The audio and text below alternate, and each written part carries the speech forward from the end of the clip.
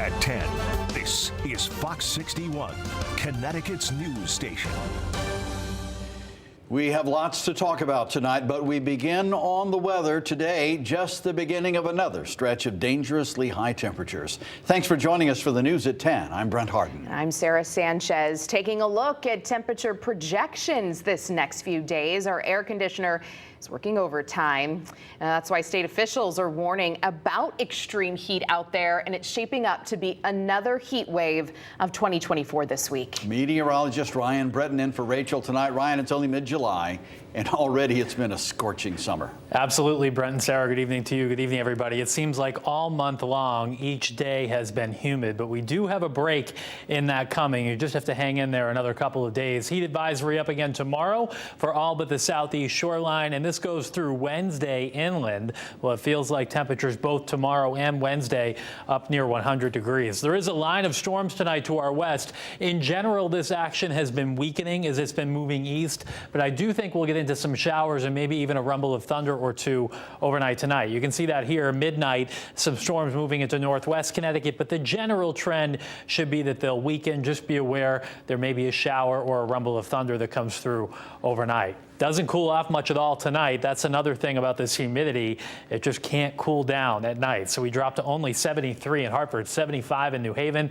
Tomorrow is a sunny day, midday into the afternoon. It gets hot. We get into the mid 90s, I think, for high temperatures in many spots. And we'll be watching again late in the day tomorrow for a chance for a pop-up thunderstorm or two, but I think most of the daytime before dinner should be dry. A high of 96 tomorrow in Hartford, 93 in New Haven, and 97 in Windsor Locks. You tack on the humidity, and it will feel like it's near or even over 100 degrees during part of the day tomorrow. We'll talk about when that relief arrives and how long it sticks around coming up in just a bit. Back to you. All right, Ryan, thank you. Well, for the second time this summer, Norwich Public Utilities is asking customers to be cautious with their electric use.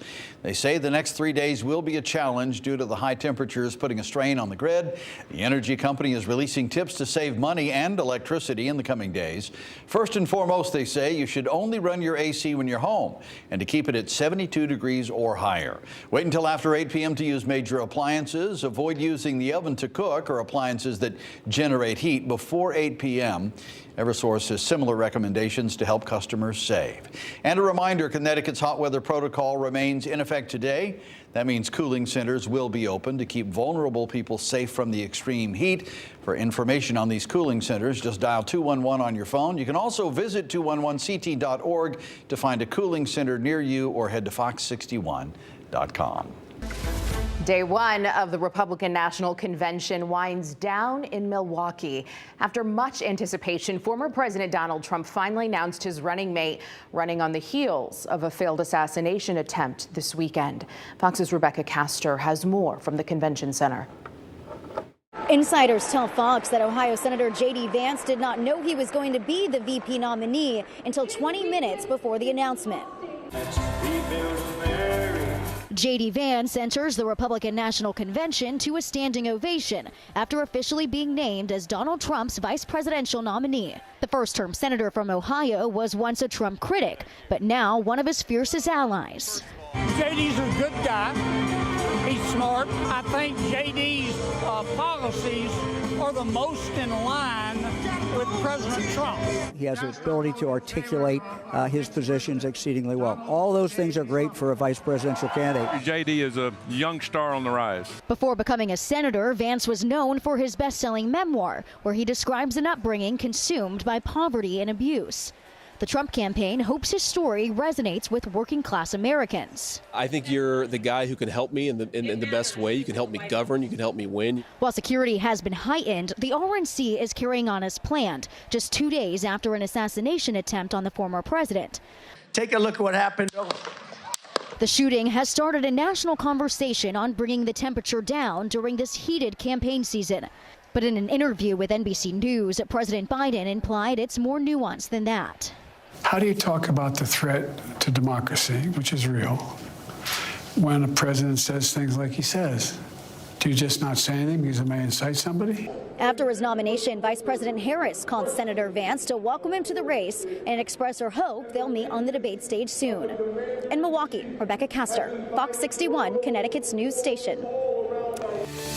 And new developments tonight in another case with implications for the upcoming presidential election. Former President Donald Trump's classified documents case has been dismissed. U.S. District Court Eileen Cannon granted the defense motion over concerns special counsel Jack Smith was illegally appointed by the Attorney General rather than through congressional approval. Smith was prosecuting the former president on 37 counts in this case, including the willful retention of national defense secrets in connection to documents held at his Mar-a-Lago estate.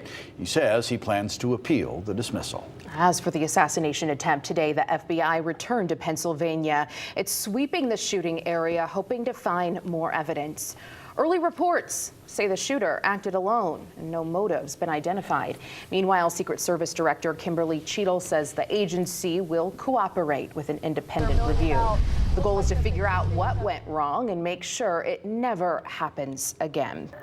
Of course, just 2 days after that terrifying event, Americans have major concerns over security. The Secret Service should have some of the tightest security in the world. Yeah, demands for answers are coming from both sides of the political spectrum as the investigation unfolds. Fox 61's Kaylee Collins is in studio tonight. And Kaylee, you heard from a few experts on this tonight. What'd they tell you? Brent, Sarah, I did. Many are calling this shooting a failure by the Secret Service, asking questions ranging from how the shooter was even able to get access to that roof in the first place to why he had a direct line of sight to Trump's podium.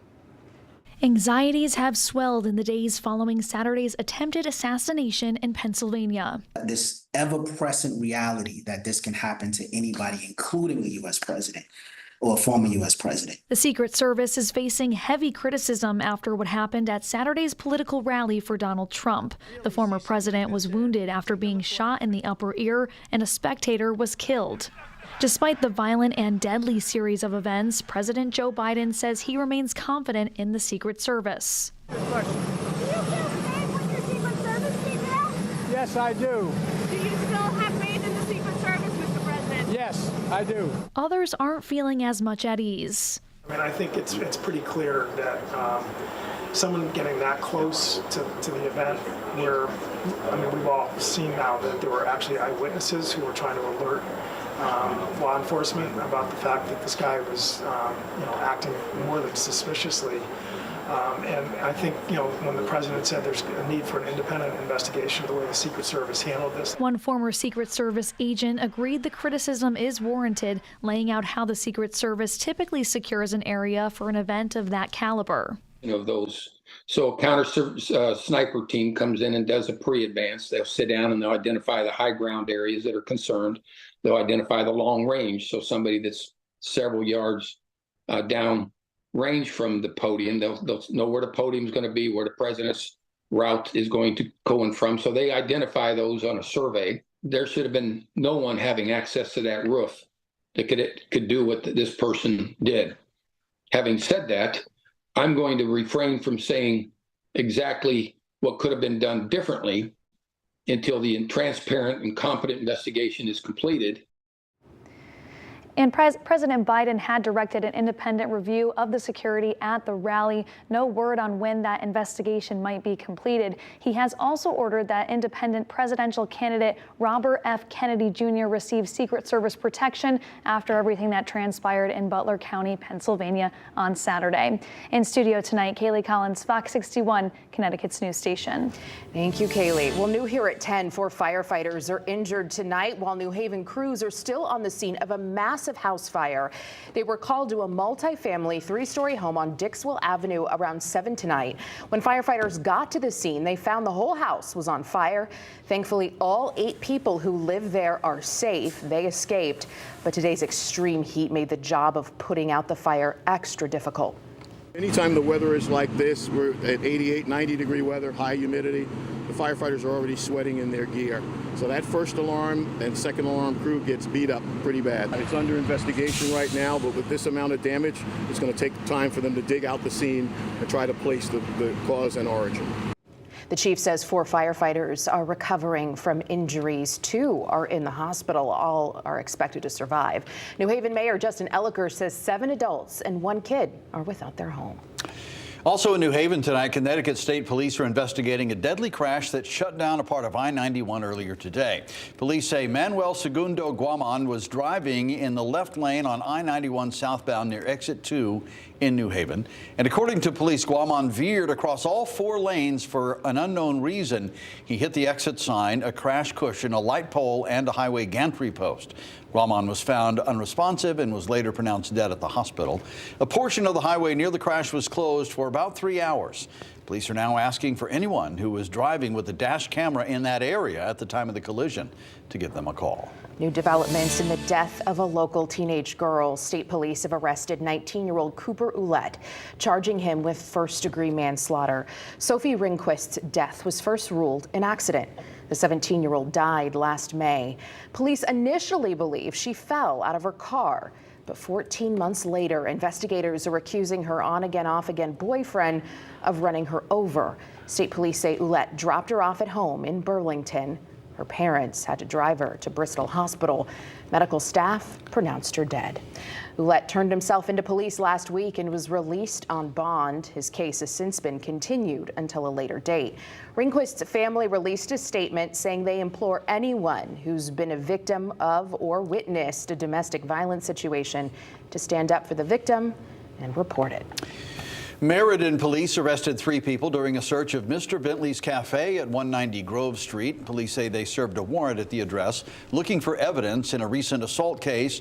And while inside, officers say they found several items of evidence, including evidence of illegal alcohol sales and a firearm hidden in a couch. Police arrested 38-year-old Stephen Jenkins and 27-year-old Alyssa Clausell for interfering with police and 42-year-old Raphael Jacobs for criminal possession of a firearm. Police say there have been numerous violent crimes committed at that address in recent years, including a murder, most of them connected to after-hours events held on the 2nd floor of the building. More arrests are expected.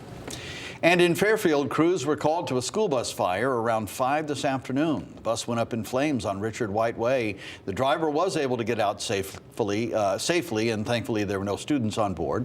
Crews were able to get the fire under control, and they are now working to figure out what sparked that blaze in the first place.